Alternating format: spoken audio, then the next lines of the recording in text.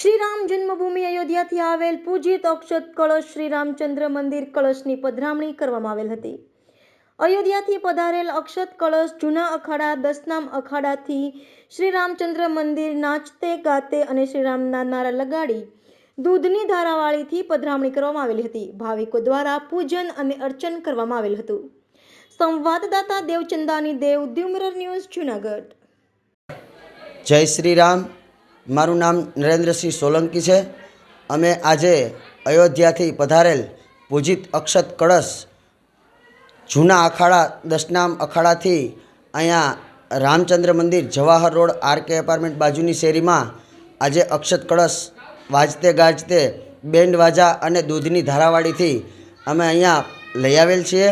અને આ કળશને અહીંયા પહોંચાડવા માટે દુર્ગા વાહિની ગ્રુપ જે છે એમાંથી બહેન શ્રી જાનકીબેન ભટ્ટનો ખૂબ ખૂબ આભાર.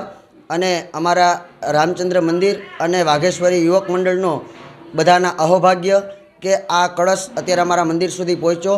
રામચંદ્ર મંદિર છે અને અયોધ્યાના રામનો કળશ પણ આજે અમારા મંદિર સુધી પહોંચ્યો, એ પણ અમારા અહોભાગ્ય છે.